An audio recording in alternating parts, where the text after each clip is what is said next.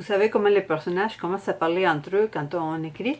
Ils ont une vie propre et ils commencent à interagir entre eux. Malgré nous, on assiste à leurs débats et à leurs problématiques.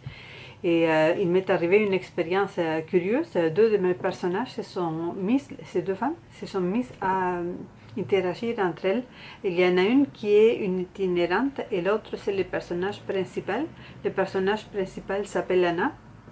Et l'itinérante est rentrée chez Anna de manière un peu violemment en faisant claquer la porte, etc.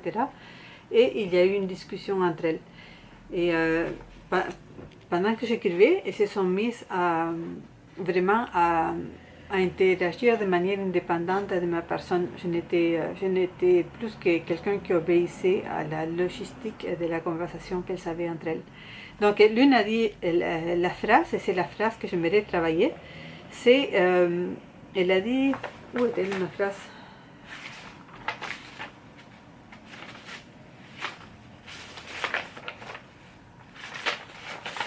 Ici, je l'ai. Et elle fait, la personne qui était itinérante fait un reproche à Anna. Elle dit, d'autant plus grande était mon amertume, d'autant plus j'espérais retrouver chez vous quelque chose pour en revenir.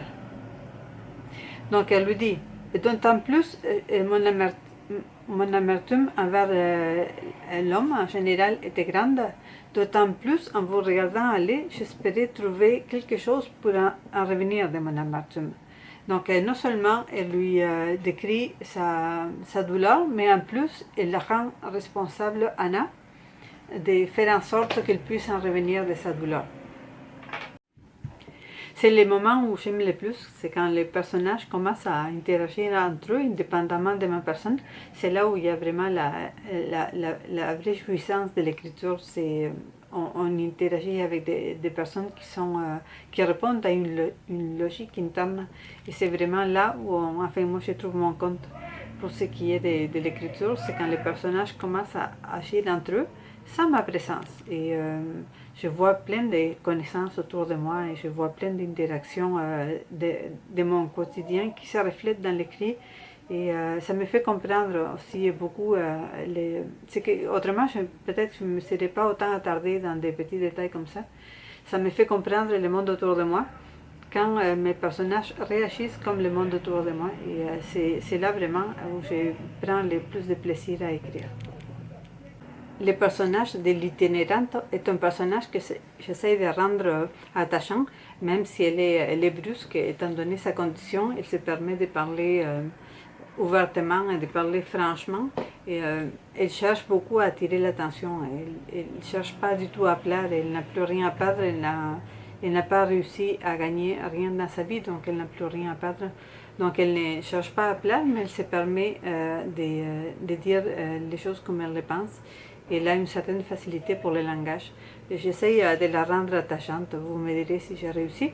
Le roman, si tout va bien, va sortir en septembre avec plus ou moins de retard, évidemment. Mais pour la rentrée cette année, en 2025, je me reviens qu'il sorte à ce moment-là, en septembre. Vous me direz si le personnage a réussi ou non à être attachant. Dites-moi ce que vous voyez dans la phrase, si vous voyez de la manipulation, si vous voyez la même dynamique qui se crée disons parfois dans les relations amoureuses, qu'on octroie à l'autre la possibilité ou le devoir de dépasser notre condition. Et s'il y a le désespoir qui accroît les espérances, plus on est endolori, plus on accroît nos espérances et plus on octroie à autrui l'obligation, la responsabilité de venir pallier pour l'amertume qu'on ressent ou pour la douleur qu'on ressent. Enfin, dites-moi ce que vous voyez dans la phrase, je serais curieuse de lire cela. Merci.